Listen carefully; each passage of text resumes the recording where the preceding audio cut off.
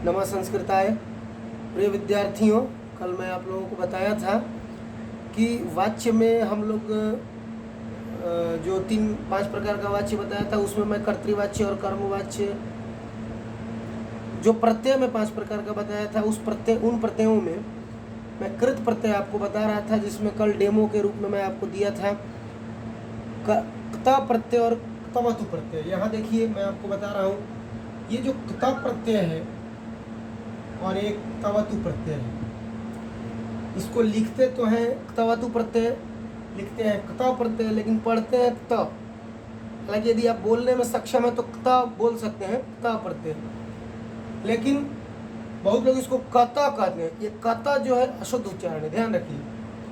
देखिए दोनों में अंतर क्या है, कल मैं आपको समझाया था। तो ये जो होता है, ये मूल रूप से कर्मवाच्य होता है। कर्मवाच्य, वाच्य आप लोग पढ़ते होंगे, वाच्य आप लोग पढ़ते होंगे, मूल रूप से कर्मवाच्य होता है। लेकिन ये कभी कभी हम कर्तृवाच्य में भी इसका प्रयोग करते हैं, यदा कदा कर्तृवाच्य में भी प्रयोग इसका हो जाता है। कर्तृवाच्य में भी प्रयोग इसका, देखिए कर्तृवाच्य कर्मवाच्य से आप लोग विज्ञ हैं, यानी अनभिज्ञ नहीं है, विज्ञ।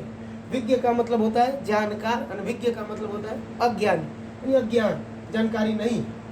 तो कहने का मतलब है कि यदा कर, अब कहाँ होता है ये समझने की बात है। तो देखिए, जब कभी ऐसी स्थिति आए कि क्रिया का पूरा परिणाम कर्ता पर पड़ रहा हो, कर्म हो ही नहीं, जैसे राम हंसता है, तो अगर वो कहा कि राम हंसा, तो राम हंसा अगर कहा तो आप उसको राम हंसितः कर सकते हैं। अब बनता कैसे है, देखिए इसको पर केवल ये कर्म और भाव में प्रयोग होता है। कर्म और भाव, ये भाववाच्य और कर्मवाच्य दो में प्रयोग होता है, विशेष रूप से उसी के लिए है। लेकिन कभी कभी कर्तृवाच्य में इसका प्रयोग होता है, जैसे रामः गतः। अब पद कैसे बनता है, तो गम धातु से हम लगाते हैं कता प्रत्यय। गम धातु से कता प्रत्यय जब हम लगाते हैं तो ये क का लोप हो जाता है और बनता है गतः।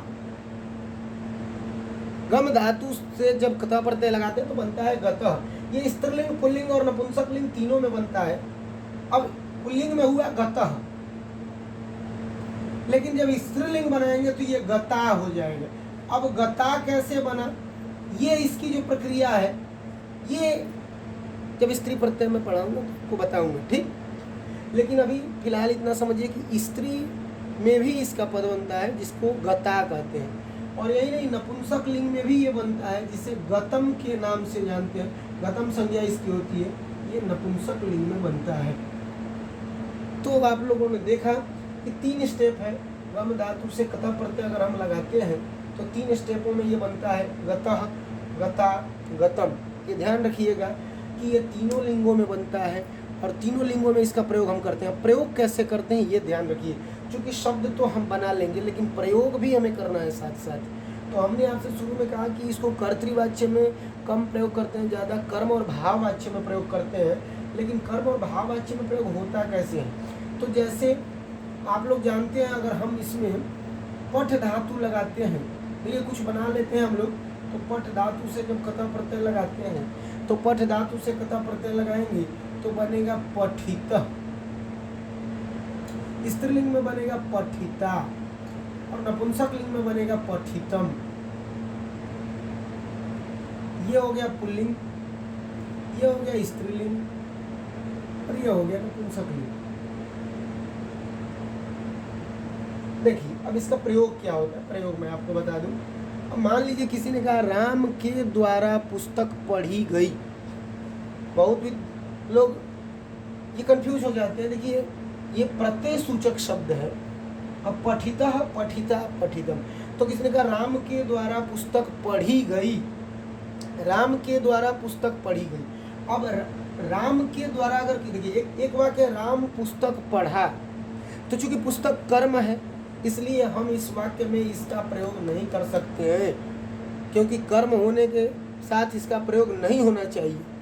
लेकिन अब यहाँ क्या है, राम ने पुस्तक, राम के द्वारा पुस्तक पढ़ी गई, ये राम ने पुस्तक पढ़ी, तो इस अवस्था में हम बनाएंगे रामेण पुस्तकम पठितम। क्यों पठितम करेंगे?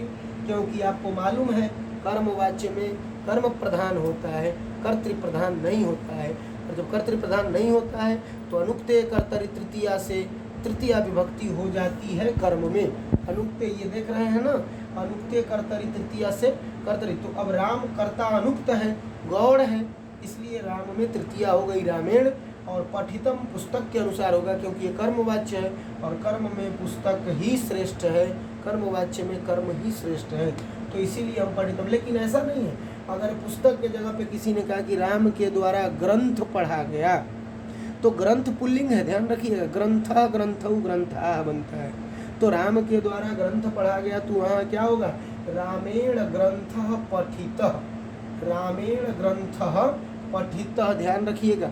लेकिन अगर यही किसी ने कहा कि राम के द्वारा गीता पढ़ी गई, राम के द्वारा, गीता मतलब कोई लड़की गीता नहीं, श्रीमद् भागवत गीता, तो राम के द्वारा लड़की गीता पढ़ी गई, तो गीता में रामेण गीता पठिता। समझ गए बच्चों? तो ये आपका वाक्य है रामेण। तो ऐसे ही इन सब से बनता है, जैसे पठ से लगाएंगे पठिता पठिता, पठितम, नम से बनाएंगे नमिता नमिता नमितम, हस से बनाएंगे हसिता हसिता हसितम, खाद से बनाएंगे खादिता खादिता खादितम, इस तरह से भ्रम से भ्रमिता भ्रमिता भ्रमितम। इस तरह से जितना भी पद है एक शंका है जो कि आप लोगों को होगा, इसलिए मैं खुद से शंका प्रकट करके आपको उत्तर दे देता हूँ। शंका ये है बच्चों कि बहुत विद्यार्थियों का ऐसा प्रश्न मिलता है कि सर गम धातु में जब कत लगाएंगे तो गतः बना, गता बना, गतम बना, लेकिन पठ में बनाए तो पठतः क्यों नहीं बना, पठितः क्यों बना? ये बहुत सॉलिड प्रश्न है, बहुत ही मजबूत प्रश्न है, इसको नोट कर लीजिए, हर विद्यार्थियों के लिए बहुत उपयोगी है। तो यहाँ पठितः क्यों बना, ई कैसे आ गया? पठ धातु में कत लगाए तो पठितः, यानी ई कैसे? तो विद्यार्थियों एक बात मैं आप लोगों को बता देता हूँ कि धातु जो होती हैं अगर रूप बनाते समय उसमें परिवर्तन हो जाता है। जैसे गम धातु का रूप आप चलाइए तो गमति गमतः नहीं बनता है, गच्छति गच्छतः गच्छन्ति, परिवर्तन हो गया कि नहीं हो गया? तो सेट और अनीट दो चीज़ें संस्कृत में होती है, एक सेट और एक अनीट। तो जब सेट होगा तो इत्व होगा, यानी ये जो ई है पठ ईत, तो ई आएगा। तो सेट कैसे पहचान में आएगा? तो सेट पहचानने का तरीका ये है कि पठ धातु भी है और पठ का रूप भी चलता है, पठति पठतः पठन्ति, पठसी पठथः पठत, पठामि पठावः पठामि। लेकिन जब गम धातु है तो यहाँ गमति नहीं चलता है मित्रों, यहाँ गच्छति गच्छतः गच्छन्ति चलता है। तो जहाँ कहीं भी रूप चेंज हो जाए वहाँ पर इत्व नहीं होगा, और जहाँ रूप चेंज नहीं होता है वहाँ इत्व होता है। समझ में आ गया? ठीक है, चलिए आगे हम लोग बढ़ते हैं। अब हम लोग आते हैं क्तवतु प्रत्यय पर। हमने आपसे पहले कहा कि क्तवतु प्रत्यय जो होता है कर्तृवचनांत होता है, कर्तृवचन के योग्य, कर्तृवाची के योग्य होता है। हाँ, एक पद और छूट रहा है, चलिए हम उसको भी इसी तरफ साथ बता देते हैं, लेकिन उसको समझिए पहले क्या वो बात है। तो हमने आपसे कहा यदा कदा कर्तृवाच्य में भी इसका प्रयोग होता है क्त प्रत्यय का। कब होता है? तो यदा कदा होता है, यानी वो तब होता है जब क्रिया का पूरा फल कर्ता पर पड़े। जैसे उदाहरण के लिए, जैसे मैं आपको बताऊं कि राम के द्वारा जाया जाता है, तो यहाँ जाने की जो क्रिया है उस क्रिया का फल और कार्य दोनों राम पर है। अब कहाँ जाया जाता है इसका वर्णन नहीं है, इसलिए रामः गतः ऐसा हम प्रयोग कर सकते हैं। रामेण गतः करने की कोई आवश्यकता नहीं है। ठीक है, धन्यवाद। आज के लिए बस इतना ही। क्तवतु प्रत्यय को हम लोग अगले वीडियो में देखेंगे। वीडियो बहुत लंबा न हो जाए, इसीलिए मित्रों मैं छोटा छोटा और छोटी छोटी संख्याओं में वीडियो बना रहा हूँ। नमः संस्कृताय, जयतु संस्कृतम, जयतु भारतम।